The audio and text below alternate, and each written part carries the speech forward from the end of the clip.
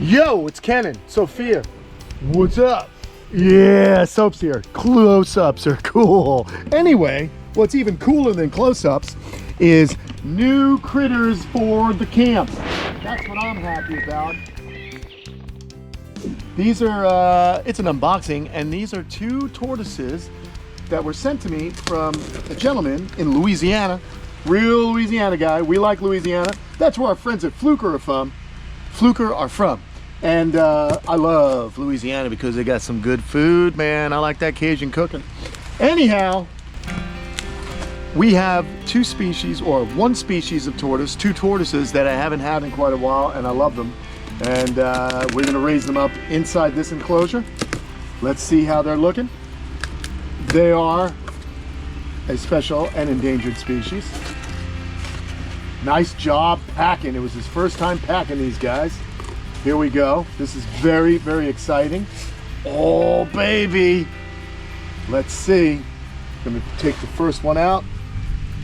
Unravel this mystery here. You guys excited? Soph, are you excited? Yep. That's why she's out here. She was like, yo, I want to see these. So these, my friends, are Burmese black mountain tortoise. Is that beautiful or what? Yes. This is Menorrhea emys ferri. This is the black mountain tortoise, and you can tell because here's the mid-seam on their plastron. The brown mountain tortoise can sometimes be black, and the black mountain tortoise can sometimes be brown. So what happens, the way to make sure that they are in fact the ferri or black mountain tortoise is their pectoral, right here. These are called the pectoral scutes. They meet at a point on the midline. The emys, they stop here and then there's a line. But these go all the way to the midline of their shells. We had a pair of these that we were keeping for Tom Crutchfield a few months ago. They lived over by the, they actually lived over by the big pond for a while, remember that? Tom needed to sell them, so he sold them. And I loved having them. And so now, fortunately, we have another one. So we're just gonna place this one down here. Let's get the other one out. They're both of the same size. Originally, they came from, I guess our buddy Sam Pascucci had them and he sold them to the nice gentleman who sent them to me, Mr. Robichaux. I don't know if I'm saying it correctly, my friend, but I do appreciate the gift. He wanted them, you know, life changes and he needed to find him a better home, or a home. I don't know if his was not necessarily better, but things changed. And that's why Kamp Kenan exists, so that we can help these animals out. Certain species that we work with here. There's the front of the tortoise. This one's really kind of difficult to get out because he's got these nice rear legs here that are not making it easy. Here we go. Just rip it out. Oh my gosh. I think I'm gonna have to cut this a little bit. We don't want to hurt the tortoise, so let's cut away from the tortoise. Oh, these guys are really cool because it's a little cool out here in Florida. And look at that, what a beauty. Nice, well started. Again, you could see it is in fact emys ferri. Gonna be difficult to tell their age at this point. With this species, the male's tail, usually the tip of the tail comes way past this spur. They also call this the six-legged tortoise because these spurs can get quite large.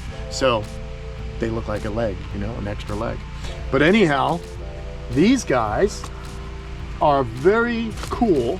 I'm excited. They're an attractive species. One of the foremost authorities of these guys is Vic Morgan.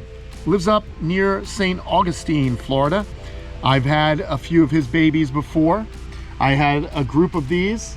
Part of them were from the TSA. They went back to the TSA. And so it's nice to actually have these guys again because they do so very well here in Florida. I just noticed a screw. But they do very well here in Florida, which is cool because they love the high humidity. In fact, even though it's cool today, it's been rainy, and that's okay for these guys. Normally, if it's cold and damp, tortoises don't like it. It can make them sick.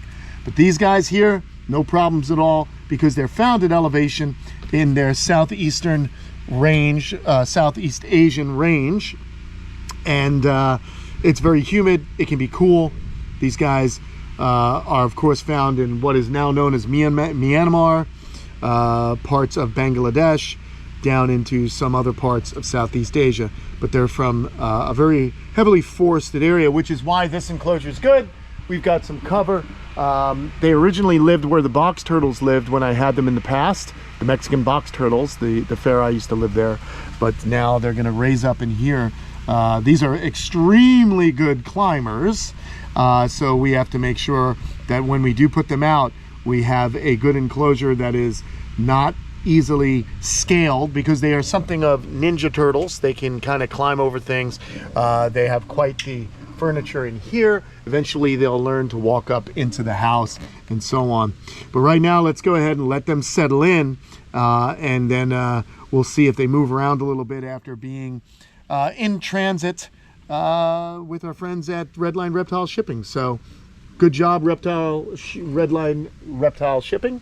You can purchase all of your shipping needs right from them at redlineshipping.com. They have great rates because they have good deals going with FedEx, because they ship so much. So if you are shipping a reptile, buy and get all your needs from redlinereptileshipping.com. Redline Shipping. Check them out. Okay, anyhow, here we are. Just keeping an eye on these guys. And whenever, you know, it's funny, Soph, you know, when you look at Asian art and stuff like that, you can really see how some of their art's inspired by the animals around them, because these guys just look, really, they have a very unique look to them. Their lower plastrons or carapaces are not high dome. These are a little bit flatter species. You don't see a lot of pyramiding in this species. In fact, if you look, it's actually concavity on their little scutes. So it's a very interesting species. They will eat a higher protein content than other tortoises, because they are found in forests where there is going to be a little bit more protein found. If an animal dies, they'll scavenge it. Slugs, earthworms, things like that, they will consume. They are also one of the only tortoises that build a nest above ground. They actually do like what an alligator does or a crocodilian does. They pull together leaf litter and they kind of mound it up and then lay their eggs on the inside of that nest. And they'll even protect the nest, which you don't see in a lot of different species of tortoises. However, I have documented it here on the channel with my sulcatas. Immediately after they lay a nest, they will sometimes defend it.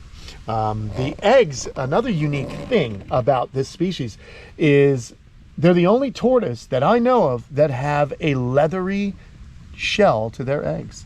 Most other tortoises have a more porcelain hard shell. These guys have a little bit more of a leathery shell. So that's interesting. The eggs can kind of lose humidity and kind of indent, and so that's unique amongst tortoises. I have hatched them before, but not in any great volume. These guys are going to take a while before they are large enough to actually become, reproductive. They grow slow, so they're going to be here a long time. It'll be about 15-20 years before we get them big enough to where they're actually able to eat. And so I wanted to put them in here, and I wanted Sophia around because Sophia's job is what? To feed them. That's right. Sophia is now officially a grown-up teenager here, and she has got a job at the camp. She's been doing great. So she's helping me out. She's driving the Kubota RTV around, picking up all the palm fronds. She's feeding animals. She's been with me since she's about 6 years old, so she knows this place inside and out, and it's nice to have help. And she's not breaking the bank, you know, just a few bucks a week. She's gonna want to raise, I can tell. Yeah, I know. She's got a lot to do. She's already asking about her learner's permit. She wants to learn to drive. So this kid's a go-getter, so I like rewarding go-getters, and she's helping me out. So very cool. So yeah, good stuff, man. I'm really excited. Let's let them settle in, and I'll come back in just a little while, and we'll see how they're behaving. All right, one is moved. Where to, I don't know. Hey, look at this guy. Oh, awesome. So they're already exploring their new home. They're going to be a little shy for a while, but overall, I think they're going to settle in nicely.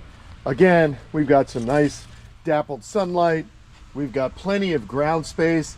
And the really cool thing is no predators are going to be able to get in to hurt these guys. So I'm really excited about this. Let's check on Petro and Petra. Oh, it's a little dirty in there. I'm going to have to clean that up a little bit. But okay, so there they are, hanging out. We'll vacuum that out. Oh, always got work to do. Okay, but regardless, these guys are really cool tortoises.